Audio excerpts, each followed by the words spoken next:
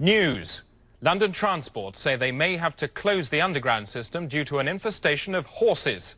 A report described the conditions in the equine plague as like an abattoir in a power cut.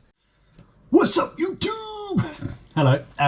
Well, it's been ages because since I last posted a live video, a lot's happened. It's been a mad, sort of crazy time, a difficult time, because I grew a beard and, you know, I was feeling a bit self-conscious about that. No, not really, it's COVID.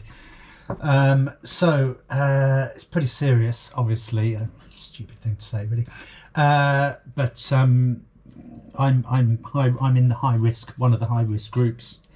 So I've been shielding, which means I have to stay at home.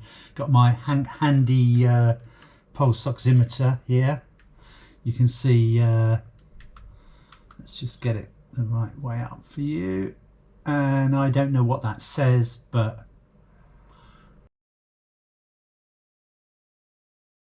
I feel like I'm alive, so it's probably all right. I got a thermometer and, you know, it's all good. So I'm staying alive. And, yeah, I thought, I haven't done one of these videos for ages. I've been doing more sort of creative stuff, really, which nobody watches. Well, some people do, you know, a few. But it's the conundrum of YouTube, really, for me, is the stuff I like doing less or least actually gets the most views. In fact,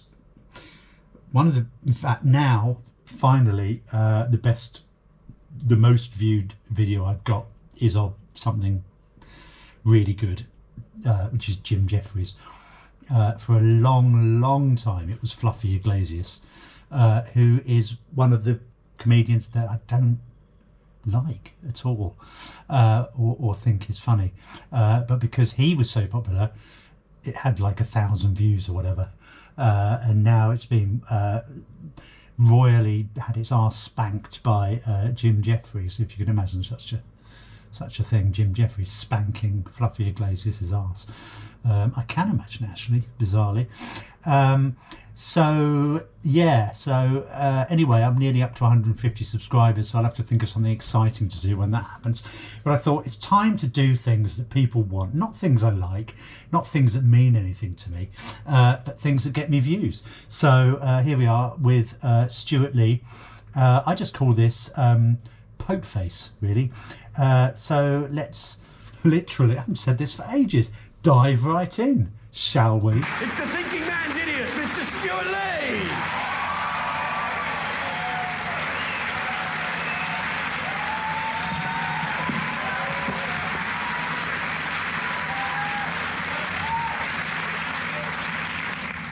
So, the Pope died this year. I was sad about that because I love Catholicism. It's actually my favourite form of clandestine global evil. And my favourite thing about Catholicism is the way that it manages to combine a search for sort of profound spiritual truth in the universe with a love of kind of inane seaside tat. You don't often see those two things working towards a common objective. I'll give an example of what I mean. I was in the Vatican last year, and outside there in front of the big church in the square, they had these kind of stalls, and they were selling lollipops about that big with the face of Pope John Paul II on them. You could buy Pope John Paul II lollipops, and I was wondering if, in the light of his death earlier this year, whether sales of those lollipops went up or whether they went down. Whether good Catholics thought, the Pope's just died. It would now seem inappropriate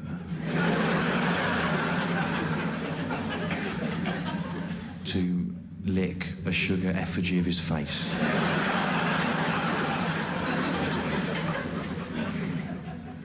Either they'd go, the Pope's just died.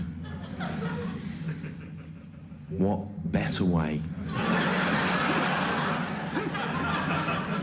to pay tribute to his memory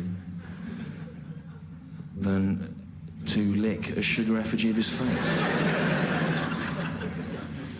Eat that, swallow it, digest it, shit out a kind of holy Pope shit. I don't know if whatever spiritual properties the lollipop has would survive the digestive process. I'm neither medically nor spiritually qualified to do anything other than speculate on that. But they put out this story, didn't they, the Catholic Church, about the Pope's last words. Apparently on his deathbed he made an address to God. He said to God, "I searched for you, you found me, I thank you." That's the story they put out. Let's call it what it is, an obvious made-up lie. Because even the cardinals in the Vatican admitted that he was in a coma for the last couple of weeks of his life, and it does seem like a very profound and eloquent statement to make in your closing moments. I'm suspicious of that story for personal reasons, right? Because I actually nursed two people, an elderly relative and a friend of my own age, both of whom I loved, through very long illnesses, not dissimilar to the late Pope's. And I can assure you that in their closing moments, neither of them were in a fit state to say anything as eloquent or profound as that. Although admittedly I was holding pillows over their faces at the time.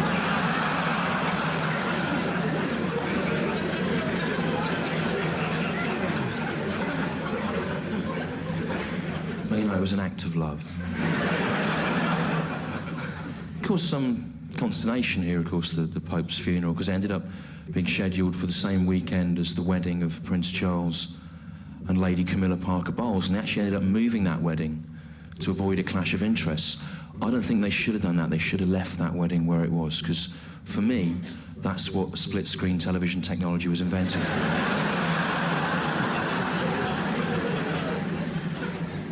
Although it's hard, isn't it, to imagine which one of those two events would have been the most depressing to watch, you know?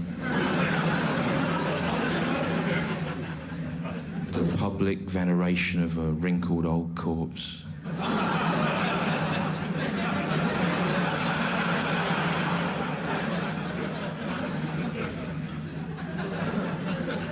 Well done.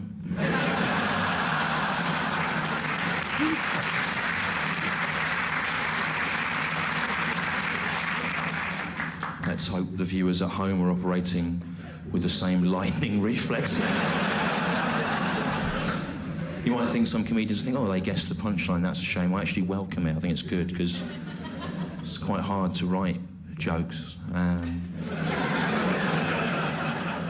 A response like that suggests that in future, if we cultivate the right crowds, I could just walk out with a kind of list of topics.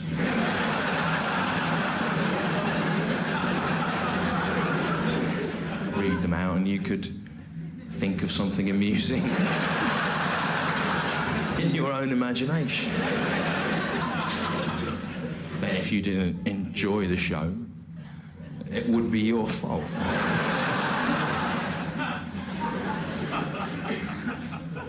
I didn't mean to cause any offence talking about religion there, but it is easy to cause offence without meaning to. And I did it myself last year. I'll give you an example of how it happened. Now, I stopped doing stand-up for about 4 years, and during that time I worked writing about kind of music and film and stuff for magazines and papers, and at the start of last year I was really excited because I got to interview Ang Lee, the Taiwanese art film director who had then just made the Incredible Hulk film, which a lot of people think was his best work. And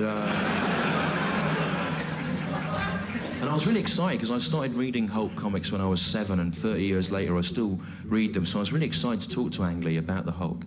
And when I do an interview, he was in Los Angeles, I was in London, and on the phone I try and make a little joke at the start to put the subject at ease, you know. So I rang up Ang Lee, And I said to him, Ang Lee, you have directed the Incredible Hulk film.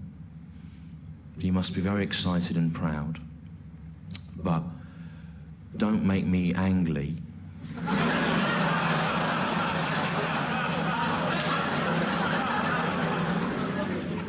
You wouldn't like me when I'm Ang Lee.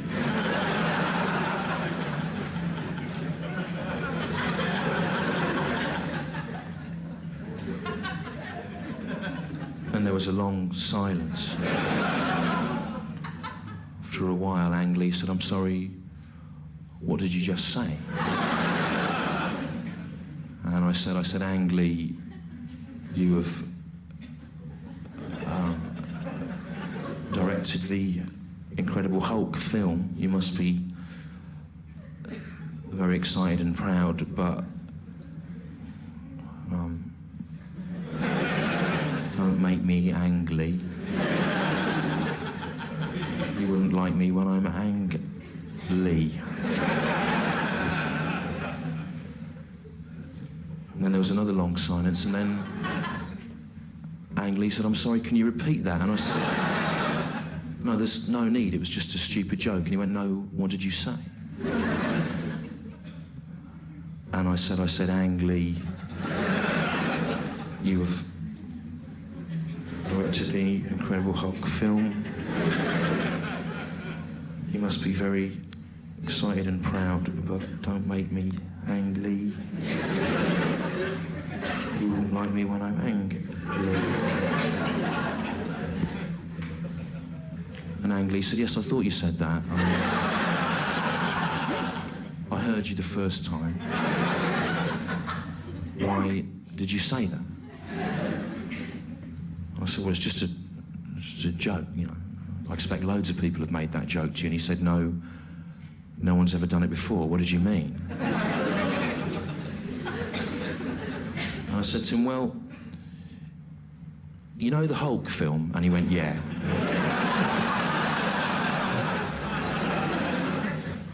I said, well, in that film, Ang, Bruce Banner, he's the Hulk. He says, don't make me angry. You wouldn't like me when I'm angry. And you directed it, as you know, and your name's Ang Lee. And so for a joke, I said, don't make me Ang Lee. You wouldn't like me when I'm angry, because angry sounds a bit like Ang Lee. And Ang Lee said, no, it doesn't.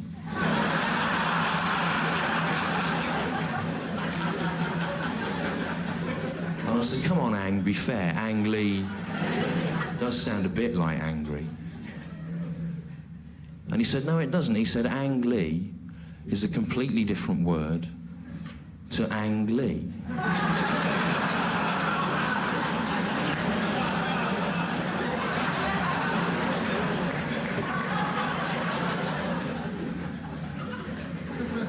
I said, I'm sorry, can you repeat that?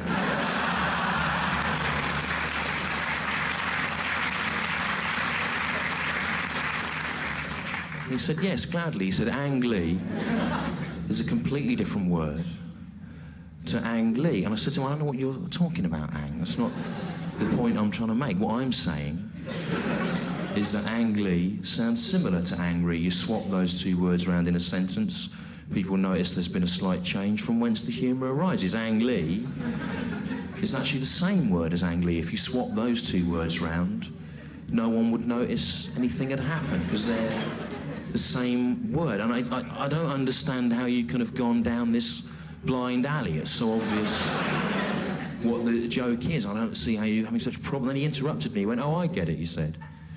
Is this a joke about me having a Taiwanese accent? And I said, no, it never occurred to me that you would think that. I said, it's just about Lee and Ree sounding similar. I said to him, look, my own surname is Lee. I said, I've had 37 years of fun with that syllable. I know its elastic potential. And he interrupted me again. He went, you're anti-Taiwanese. I said, I'm not. I don't even know where Taiwan is. I have no interest in it. made it worse, to be honest. And he got this lawyer on the phone from the Paramount or Universal. He was shouting at me, accusing me of being anti-Taiwanese, saying, how dare you, an anti-Taiwanese man, accept this interview? I'm going, I'm not. I had to get my editor on from this paper to stick up for me, saying that I had no history of anti-Taiwanese bias in arts coverage. Then he starts shouting at me angrily, going, how dare you do this? And I'm going, why don't you just listen in the first place? I was went on for about 45 minutes. I'm going, shut up. And in the end, he just totally lost his temper angrily, and he said to me, don't make me angry. You wouldn't like me when I'm angry. I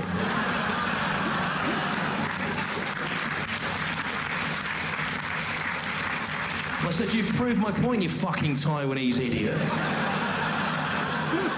Go back to Taiwan, wherever that is. Then he started arguing with me again. In the end, Ang Lee argued with me for so long that he missed his 2:30 dental appointment. That's the time that Ang Lee goes to the dentist. Don't let him tell you any different. They say to him, do you want an appointment card? He says, no, there's no need to write it down. I'll remember the time of the appointment by thinking of my own pain. I've been Stewart Lee. Thanks a lot for bearing with us. Thank you. Stewart Lee! Pub landlord. Brilliant, excellent. Yeah, there was a little intro from the pub landlord there. I can't remember his real name, but it doesn't matter. So yeah, I'd forgotten that the first bit about the Pope goes into a bit from one of his shows. It might be 41st best stand-up comedian, but I don't know. But it's one of the early ones, obviously. Early Stewart Lee, but not so early that he had a sort of little spider type thing on his head. He looks similar to when he started to get really popular, which is probably because it was the time he started to get really popular. So, you know, that ages it a bit and dates it for you. You know, I've done the research, you can tell. So I had a little thought there, actually, that actually Stewart Lee is the opposite of Michael McIntyre, because Michael McIntyre is a stupid man pretending that he's normal, whereas Stewart Lee is a normal man pretending that he's stupid.